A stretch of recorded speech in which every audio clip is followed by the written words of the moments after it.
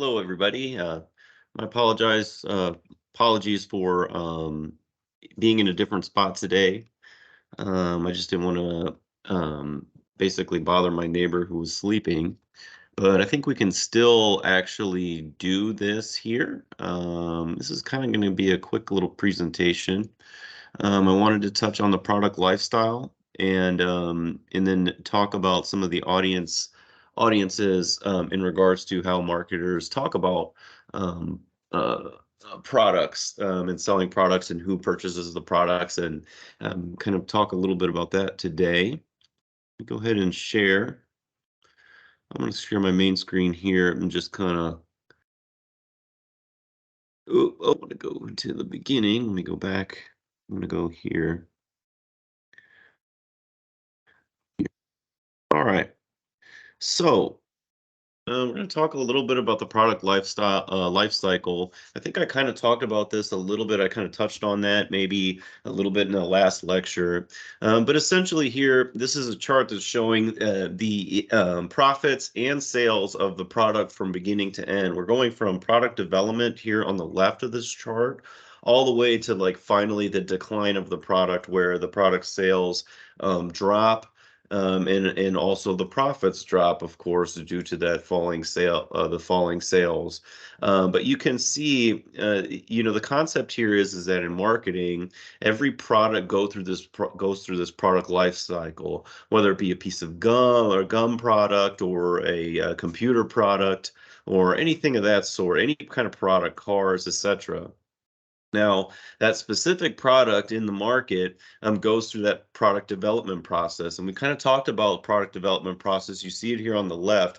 It's basically the 0 point. And then towards the introduction of the product into the market and the next level of the cycle, you see that actually there's a loss of profit there because you're spending money to develop this product initially.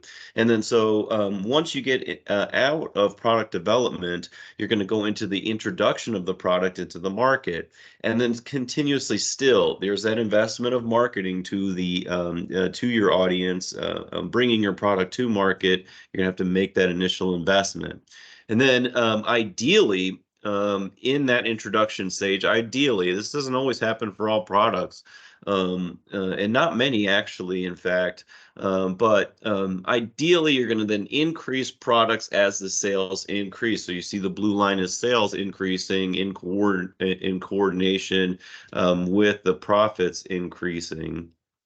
Then after this introduction stage, once you get past the point at 0 here, the baseline point, in time, you're going to then cross over and start coming into actual profits for the product. And then you're going to start doing that until you hit to the growth stage where that growth of the product is actually going to boost.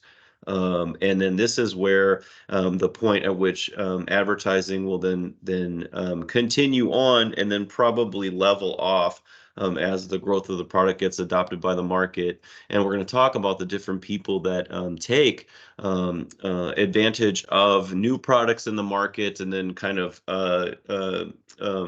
come on board as others adopt the new product. And then, so this is kind of what we're going to focus on a little bit in the product lifestyle, life cycle, as we talk about those different audience types and those buyer types.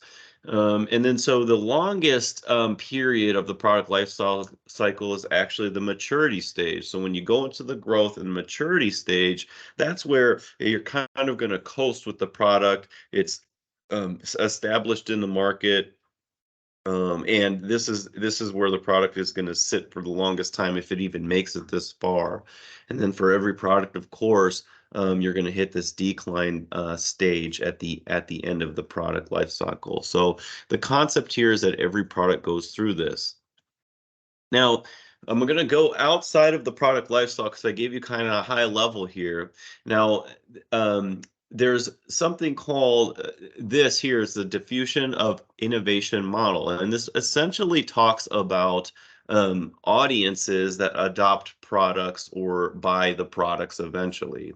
You're going to have these categories here, multiple categories. The first people on the left that are going to adopt and actually purchase this new product in the market are known as innovators. Then there's a group that's larger than the innovators that are going to purchase the product. They are called early adopters. You might have heard that term before. And then there's an early majority, a group, which is the largest group here of this chart. And then you're going to see the late majority and the laggards. Okay. Now, above this arc here of this chart, you're seeing the words tech enthusiasts, visionaries, pragmatists, conservatives, and skeptics.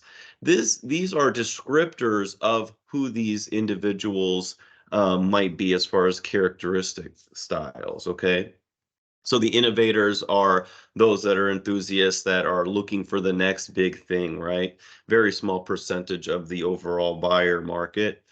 Then you have the visionaries, okay, and then that is kind of a descriptor of their characteristics where they are forward thinking, but they're not constantly looking for that new thing, but they are looking at what is happening and then adopting as the tech enthusiasts or the innovators start to adopt, and then it kind of snowballs into then the early majority who are more pragmatists with their purchases. The conservatives are kind of the late majority that come in, and then the laggards who are completely skeptical of new products. And we'll talk a little bit more about these different categories and kind of dig deeper. But you can imagine those are the folks that have more have gotten used to a particular product, say cable television, right? Still, a lot of people are buying into cable television, and they are skeptical about internet streaming their news or any kind of content. So that kind of gives you a little bit of a sense of that type of audience, right? So starting with the innovators, that is the first 2.5% of purchasers of this new product. They are obsessed, like I said earlier, kind of obsessed with new ideas, so always looking for the newer thing. These are things like crypto, for example, or things like that. They have the higher incomes, so they have more money to sort of play with and test things out, right? They can lose money out there on new things that might not completely work, right? Like let's say the Apple Watch, right? That was brand new. No one knew if it was going to go anywhere or stick around. And there were those early adopters. I'm sorry, the innovators that bought into it early on, of course, with the phones, with the iPhone, etc. More worldly, meaning that they are more concerned with what is going on a global level as far as like a market or tech innovations or potentially like cultural shifts and cultural meldings within the world. They're self-confident, so they're kind of those lone wolves that don't necessarily really associate with other groups. They're kind of just like march to the beat of their own drum type. You can almost imagine that someone who is marching to the beat of their own drum are not going to really be looking for others to introduce them to new things, but are all obsessed with new ideas and looking for new things, and probably generating new ideas and things of that nature. They would be well educated, and the characteristic would be venturesome for these individual buyer types. And then you have the next 13.5% of those buyers for a product would be known as early adopters. So these folks are kind of more relying on what the norms are in basically society, let's just say, or a particular market. Let's say like what's more of a norm in the car market, or what's more of the norm in the computer market, let's just say. Um, uh, um, they're opinion leaders and influencers too. So like marketers have been focusing more on this group because they are because of social media and the whole idea that social media influences more groups of people to actually make more purchases. So these early adopters would actually influence this next category, the early majority. So if you can get the early adopters, is the idea, to actually buy in, then they will actually promote your product via social media or word of mouth to the early majority, which is that bigger next category. So that's where the marketers really focus on, as far as getting the product out there to. And the characteristic is the desire to earn respect of others. So again, they're influencers, so they really care and rely on what others really think of them, which would be different than the innovators, right? Because the innovators are sort of that lone wolf style. These early adopters are more about earning the respect of others and being looked up and looked up to by this next group here. Now, this next group here, in blue in the chart, the pragmatist personality type, known as the early majority. Now, that's the next 34%, by far the biggest group. This is more of the, I would say, ones that are weighing the pros and cons of the product, really focusing on cost probably more so, and they're relying on the information of the group. So that's where the early adopters come in, where they're sharing this product. They're purchasing this car, driving it around, demonstrating the essentially the benefits of the electric car product or the Jeep Wrangler product within, let's just say, like a different geographic region, these types of things. And so this early majority is actually looking at this group. One of the things that come to mind is Suburbans, SUV vehicles. I remember a time where SUVs were not so common at all, and there was a lot of like minivans out on the road. But once SUVs started getting more and more into the market and growing by those early adopters, then it became something where the early majority started driving SUVs, and then it kind of grew from there. So now you see a lot of SUVs on the road. Actually, I would say most cars on the road are SUVs, just depending on the area you live and the income, etc. Those are all things. But there was a time where you would not see hardly any SUVs on the road, I would say like in the 90s. So again, this group will weigh the pros and cons of this. SUVs being something big, but also a little bit sporty that you can take on road trips and things like that. So this early majority group at that point weighed those pros and cons out and made their decisions in the market as far as what to purchase. Now, this is the characteristic that would describe this early majority is deliberateness, doing something for a purpose, rather than just being the first to purchase the product or being the person to or the group to purchase the product to impress others or to influence others, like the early adopters and those innovators as well.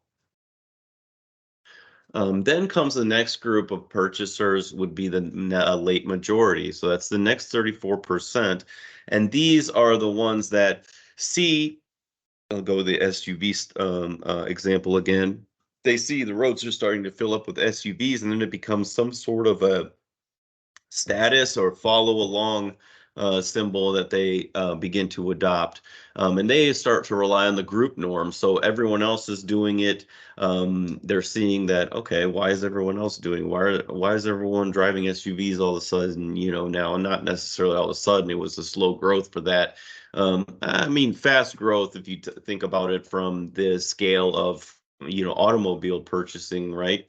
That life cycle, the life cycle of an actual vehicle on the road is long. You think about 150,000 miles, 200,000 miles for a car, so it's a long time, years, 7 years, right?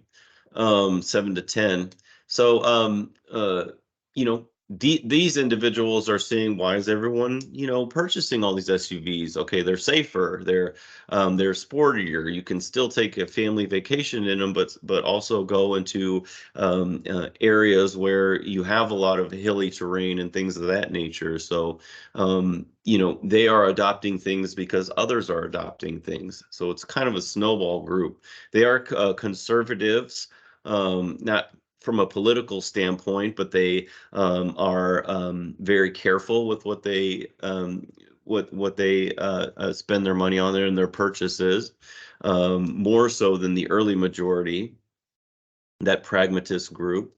And they tend to be skeptical is one characteristic of them. So again, at first they're not going to buy in, but after a while they're going to see, okay, the market is really like filling up with these, this nature of product, and there is a reason for that. Maybe I should do the same. And then finally, well, and I don't have a slide for the laggards, but those are the skeptics that come at the end. And those are the individuals that pretty much will hold out as long as possible. And that's that red group at the end there on the chart. They're going to hold out as much as possible until they can't really hold out anymore. I think my comparison for something like this would be cable television. Cable television kind of phasing out, prices going high. So rather than adopt streaming, there's are people that are holding out on cable television. Is just something that they're used to, and eventually they're going to have to come over because that business model is changing and fading away, because of cost, because of content.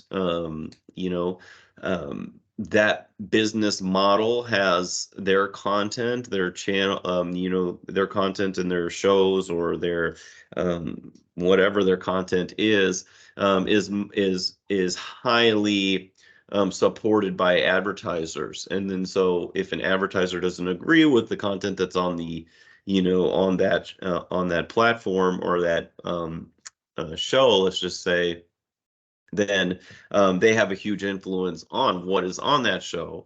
And then so there's larger groups of people. First they were innovators, now they're early adopters, and then I would say now it's the early to late majority of folks that are streaming, of course, right? So they are looking for something different, they're looking for something cheaper, they're looking for something a little more free as far as like the content and the expression of the content, etc. So it's less regulated too. So you still have the laggards there, and that's kind of my best example I could come up with for that group. So back to the product lifestyle stages then. We're going to go dig a little bit deeper. We talked about the product development stage, which you could see all the way on the left, of course. We did that last class, but in the introductory stage, where you see that line in the red, just kind of digging and hitting rock bottom there. This is where the full-scale launch of the product happens. And like I mentioned earlier, I think it's a high failure rate here. So a lot of products don't come out of this introduction stage, they just fail. And so that's why we talked about market testing. That's why we talked about focus groups that are done when the product, before even the product is being one focus group being when the product is being developed, but then the market test comes after the product is developed, of course. And we're in that introduction stage. It's still dropping because there's no products, or I'm sorry, there's no profits happening, because in a market test there will be a limited amount of distribution in the market to kind of test and see if that product would be successful there. There's little competition at this point in the market, because it could be a very highly innovative product. So and it's got to have some kind of value add compared to the other products out there, due to the product development process. There will have to be some differentiation between this product and others in the market. Even if it's a very similar product, there's got to be something different. about it to make it competitive. So there is little competition from, like, let's just say, a feature of the product. There's also a frequent product modification at this stage. So that's probably why you see some of the profits going down, because at this point, when it's being introduced to the market, there are kinks found in products. Let's just say electronic products. I would say a lot of the automobiles out there. So I can say for firsthand experience, Chevy Malibu changed their motor. It was a start-stop engine that was put into, I forget what year it was, 2019, 2018, something like that. Anyway, the Malibu had a lot of problems because it was a new motor, and it was that first year it came out. So there were a lot of recalls and things like that nature. So that's why you see the profits going down in that introductory stage for a product that's new on the market. New motor comes with new problems, and there's a lot of their warranties are on there, so the company's going to have to invest to fix all the problems. They start to learn, and usually after about 2 to 3 years in a new car that comes out on the market, if there's a new motor in it, give it about a couple generations, and then they're going to work out all the kinks and stuff. There are a lot of car companies that use the same motor, for 10 years, let's just say, like Toyota. And they have a successful, I think it's a 3.5 liter motor and a 2.5, and they've been using it, generation after generation, car model after car model. So, this is just kind of an example of something like that, the frequent product modification aspect. And limited distribution, like I mentioned earlier, to produce, let's say, lemon lime Mountain Dew. It costs the same to produce, but you're putting it out on a limited market as far as for that market testing a portion of the introduction phase of the product. Then you're going to go into the growth stage. This is where sales are going to be increasing, and of course, then competitors are going to enter the market. So they're going to see that there is some market um, uh, uh, that's purchasing this new product, and then so these competitors are then going to start to enter in and compete. Larger companies at this point might start to acquire smaller companies. So just to compete and basically take more market share away, less competition, and profits will then reach the peak at this growth stage point between growth and maturity. As you can see on that chart there in the red. Maturity stage, at this point, sales will increase, but slower, at a slower point. So you're then plateauing at the maturity stage. Once you see that sales start to plateau, that at that point, you're going to say to yourself, now we're in the maturity stage. This is going to be the longest stage, and then eventually the prices and the profits are going to then fall. And then finally, the decline stage. This is the long run drop in sales. So you're kind of going to slowly drop in profits, drop in sales, and then for a very long drawn out period of time, you're going to see the decline in the sales. And then this is where the decline of the decline stage of the product is. So that's what I have today. I wanted this to be a quick one. Let me just jump out of here, stop sharing. Excuse me while I figure this out. Where my screen is at. So yeah, that's where I wanted to stop for today. Kind of a quick one. We're gonna go into the supply chain piece next week.